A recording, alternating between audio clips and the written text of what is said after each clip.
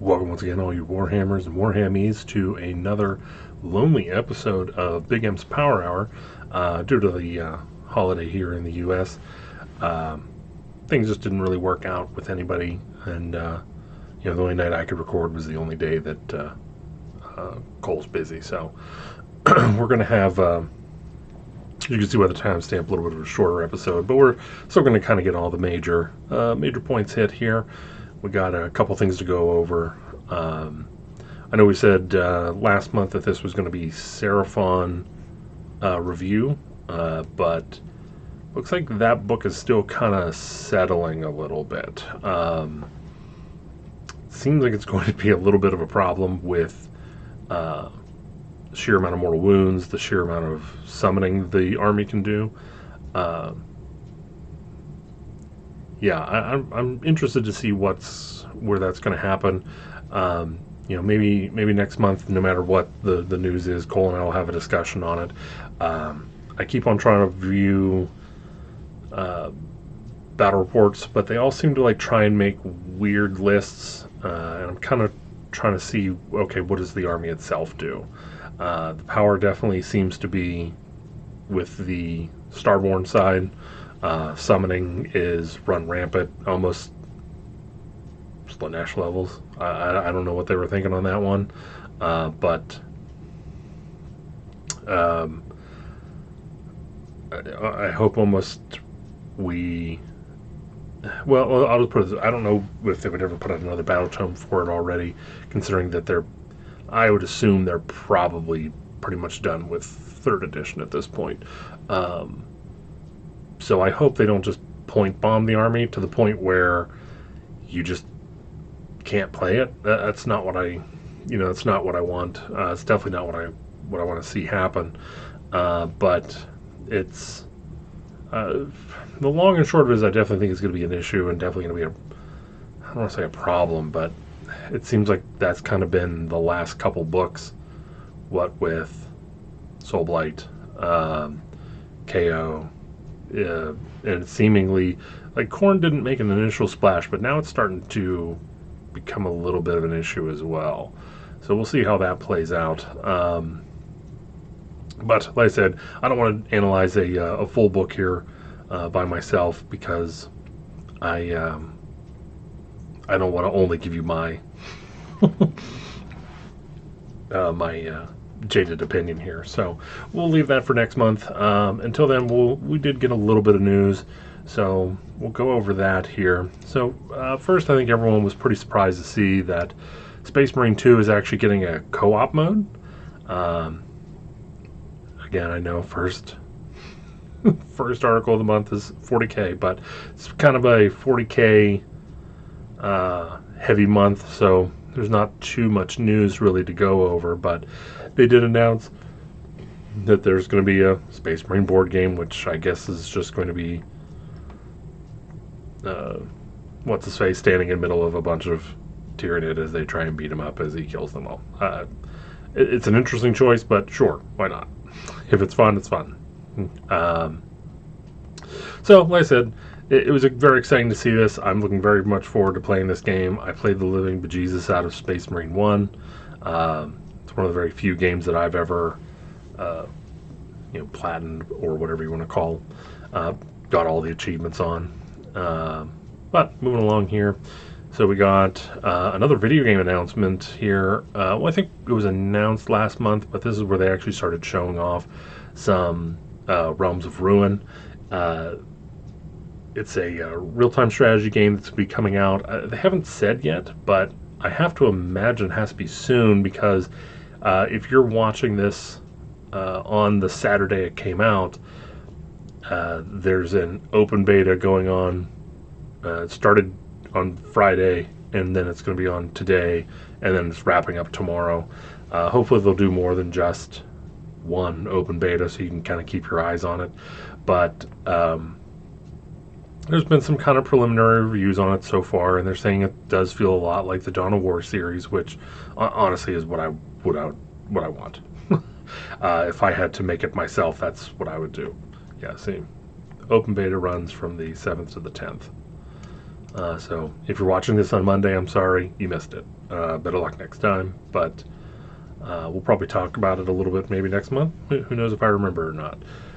But today they also had, today the day of recording, which is Wednesday, they had a Twitch stream where they kind of showed a little bit of the gameplay and they talked a little bit about it. They really didn't give too much information. I don't know if they intended on it or not, but they did say that there are 4 factions. So I have a feeling that means we're getting Stormcast, Cruel Boys, probably, I don't know, I would assume Soulblight, but they might want to go another route. They might want to go with, I don't know, Flesh Eater Courts, Nighthaunt, but again, there's only that would be the entire Undead line. So I'm sure they're going to choose one from Undead and then one from Chaos, so it's probably going to be Slaves of Darkness. It would be a little bit of a surprise if they were just like, we're going to go Slaanesh. That's where we're going to go. We're going to pick one, Slaanesh. That's the route. So it will probably be Slaves of Darkness so they can get some demons in. They haven't said anything, but hopefully they'll do kind of what the old Dawn of Wars did, where it was a lot of expansions and maybe if we're lucky, each expansion will bring like one new army for each Grand Alliance. But I'm really excited about this. It really makes me. This is when I like Stormcast. When we're on the tabletop, they're a little lackluster.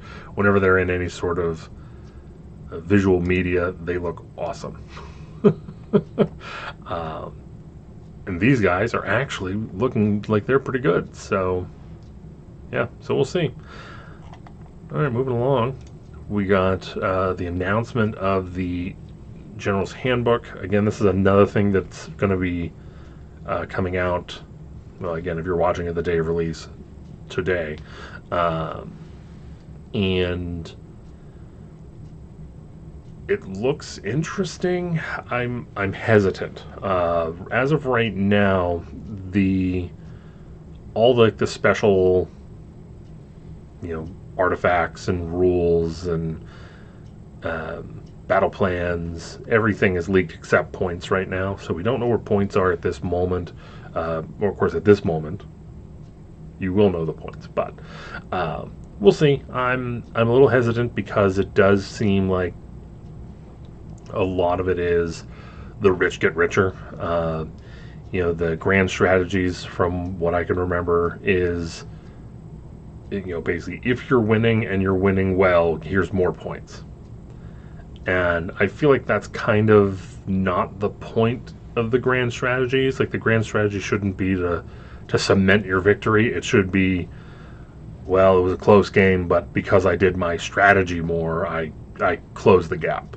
But they've seemed to have kind of lost focus on that whenever it comes to these. So time will tell. It's caster focus, and caster armies are already incredibly strong. So focusing on a unit type that was already doing maybe a little bit better than it should have seems like an interesting choice, especially to the level that they've kind of pushed things. We'll see.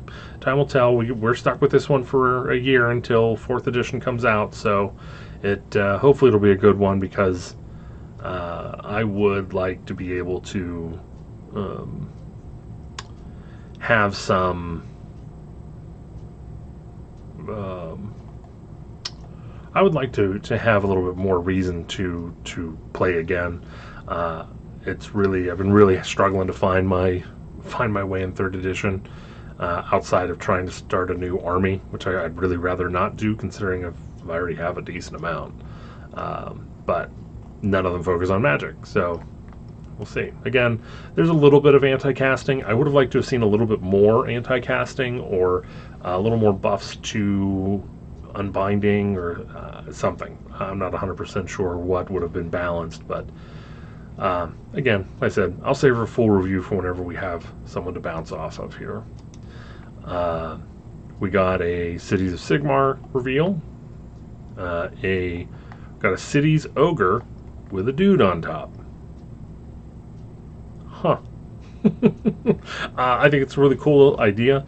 I think if you saw this on the battlefield, I think it would look a little silly. I mean, as soon as this guy moves, he's going to be at a 5-up to hit. Like, there's no way that's going to be an easy shot to make. But hopefully that's not on the War Scroll. Now, we do have some more. Actually, coming up next, we do have the Cities releases. So, they had a not 40K preview last weekend that was middling at best, I think. Like, they didn't show anything bad, but they didn't show anything exciting. They're going to have a release box for Cities of Sigmar. I think this is a pretty, I mean, in my opinion, this is kind of a boring box. No centerpiece models, nothing big, nothing like, why not put the ogre guy in here, you know? But two 10-man unit or two 10-man blocks, you know that these guys are going to have to be run as 20 or 30 in order to get them to be able to stay on the board. I don't understand why they think two 10-man blocks are going to be the route to go. But it is what it is. I guess it's better than nothing, right? So we got a reveal of this new guy. See if they call. Yeah, we got the Alchemite Warforger. So he is a wizard smith. I feel like that would have been a good opportunity to make a dwarf, but alas. So Gold College of Shaman. So they are remembering that, you know, there's different Winds of Magic and stuff are still being pulled from, and they're still getting, you know, blessed and mentioned. So that's always good. It's a very interesting design. I don't know if I've landed. I don't know which side of the fence I've landed on. I think whenever I first saw it, I was very impressed by it, and then the more I look at it, I think it just gets a little goofy looking. It's like, I understand this is supposed to be a, you know, leather apron to protect him from his very hot pot here, but it does kind of look like a dress. So they showed the full unit of the Warrior Guard. The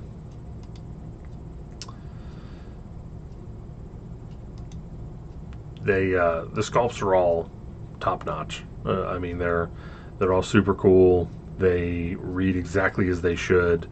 I think it's a little weird that you have kind of like this guy's a little bit of a standout. That's a little curio cabinet's a little weird, but there's nothing wrong with it. It just doesn't seem to match the rest. And you can see that over, you know, the last millennia of the Mortal Realms, we have a massive upgrade in technology with a standard bearer and musician tied into one. We didn't even think it was possible, but here we are, holding the flag and tooting a horn. Unbelievable. Where's your elves now, huh? Alright. Then they showed these guys off again. I'm pretty sure we already saw these guys, so I don't know exactly what they're... I think that's new. Because I remember thinking, this horse's legs are too long.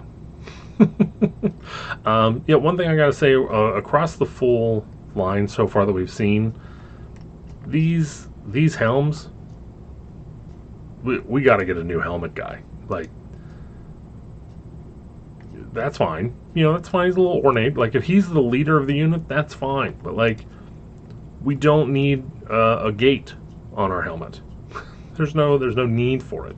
Again, it's one of the big turnoffs of Lumineth for not only myself, but a lot of people, is just how dumb those helmets are. And we're going to keep going here with the humans. Like, ooh. As someone that played a bunch of Stormcast, I feel like we lucked out as far as their helmets go. And then, let's see.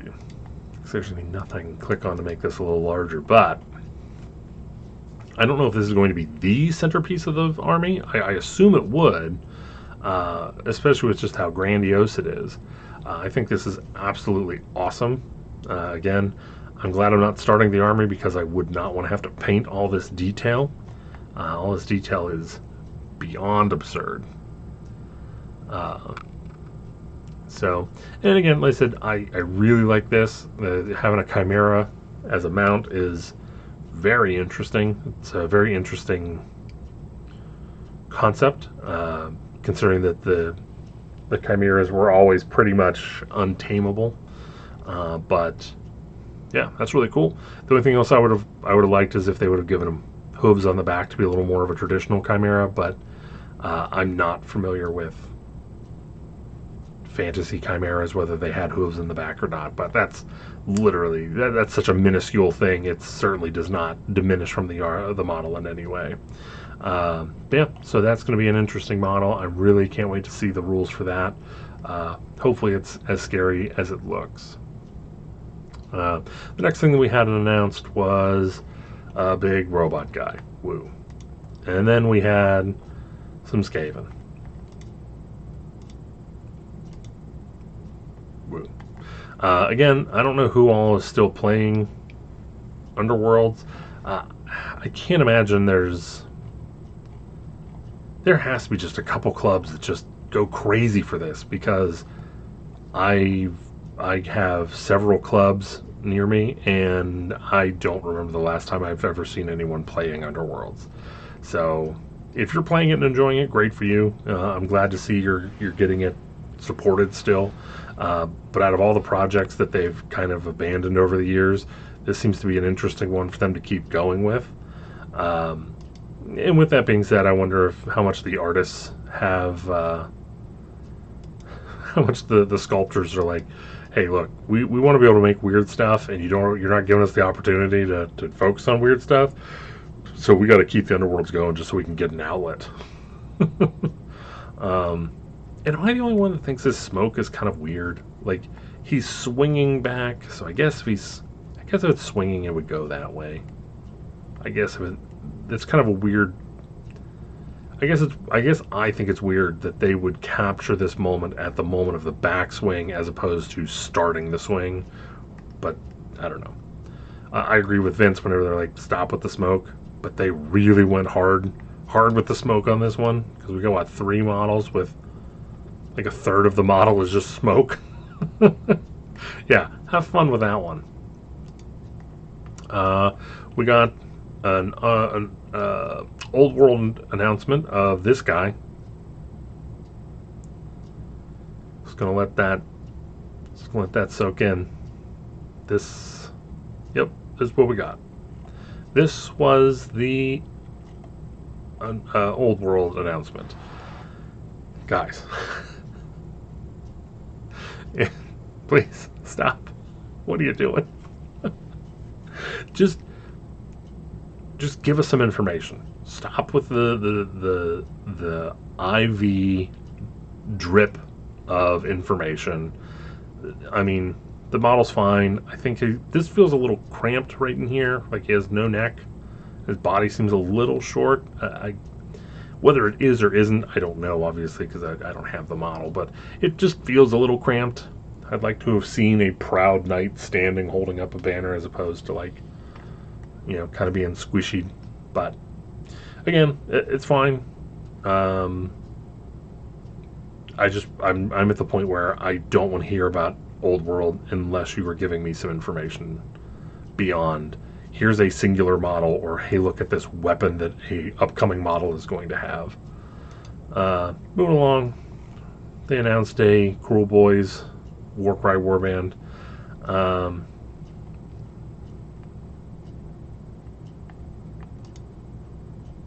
With baboons. I don't know why baboons.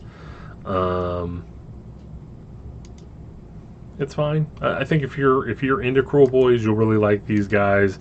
If you're not really into Cruel Boys, these guys aren't going to sell the army to you. Well, again, just a warband for Warcry.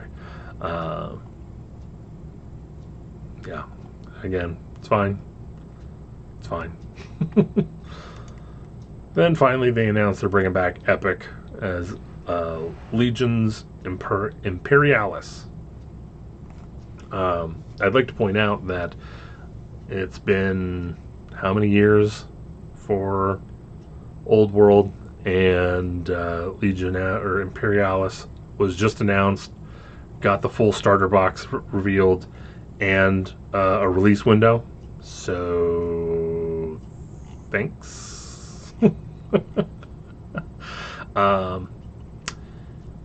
Yeah, Epic does nothing for me. Again, as always, if you are excited for this, congrats. Yeah,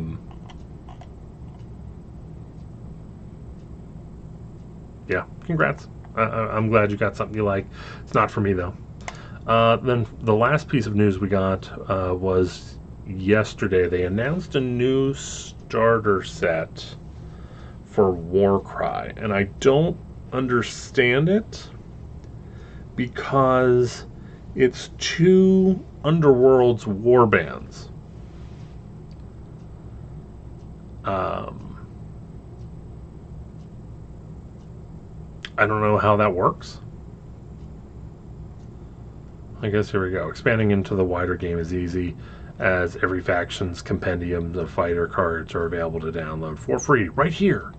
Warcry continues into its foray into the ferocious Gnarlwood, and a warband of Monster Hunting Cruel Boys has just been revealed. So I guess basically what it is they're going to be taking away the unique names of these things, and they're just going to be kind of genericized, I guess, if that's even a word. Basically, this will just be Sigmar guy with hammer. Maybe that'll be, maybe like the lady with the lantern will be a new unit or something, or a new hero. I don't know what they're going to do with the vampires, because the vampires are very unique, and I don't think there's anything else that currently kind of fits that. So we'll see. We'll see. That's an interesting one.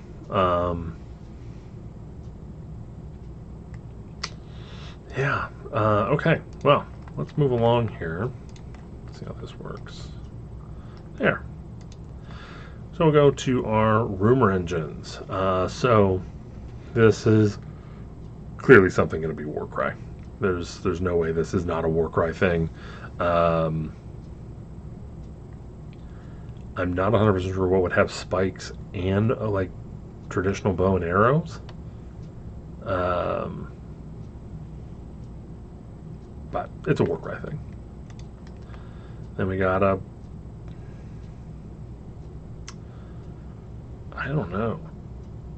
We got some wavy lines here, so it looks kind of fishy. These would be stalks of some sort, so it could either be Idneth or it could be easily Tzeentch as well. I mean, there's nothing saying it isn't 40k, but I don't see what it would be. So, yeah, I got nothing on that one. Moving along. All right, so this looks like some sort of, I mean, obviously it's a destruction thing. So it's just a weird, unless this is upside down, but I mean, you have the shading here to kind of make it feel like this is the right way to be. Because normally, whenever it comes to weaponry, they have like the skull on the outside with the teeth protruding to have it be, more sharp or whatever. But so it's clearly going to be either ogres or suns. Personally, I would really like a new Man Crusher unit or Man Crusher box, and that could probably fit pretty well. So let's see what else we got here. We got a 40k thing. Is that a turkey? We got like a turkey and a pie. So this might be this might be like a holiday. Yeah, I have a feeling that we're probably gonna get like a holiday special. It's gonna be like a special something or other for this season. So, or maybe next season. We'll see. But I think that's gonna be it. And the last one we got is this thing that I really can't make out.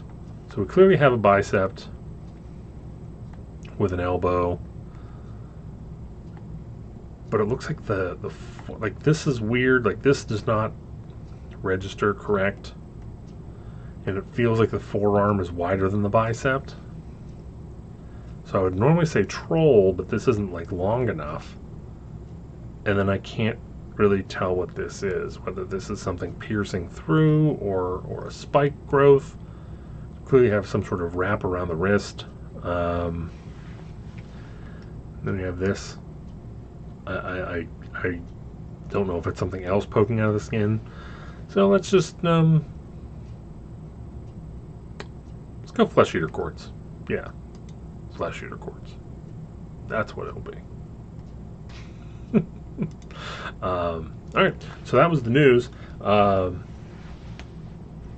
If you have any interest in Conquest, they've actually announced a couple new models up for, well, that will be up for pre-order relatively soon for the Wadroon, where they have a chieftain on Triceratops. They have a unit riding Triceratops, and they actually came out with a Brontosaurus, which is going to be massive. They have a Facebook, on Facebook they have a picture of the Brontosaurus in like a Wadroon army that's next to the T-Rex, and the T-Rex is already a really big model, and the Brontosaurus is even bigger even bigger than the T-Rex. So it is going to be gigantic. So if you have any interest in Conquest at all, you have to go check that out.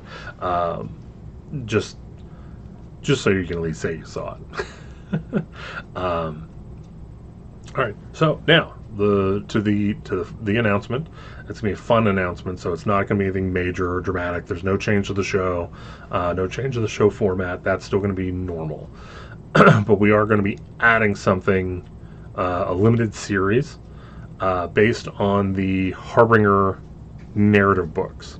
We are going to be putting out a new show, probably be once a month. We haven't hammered out all of the specifics yet, but we're going to take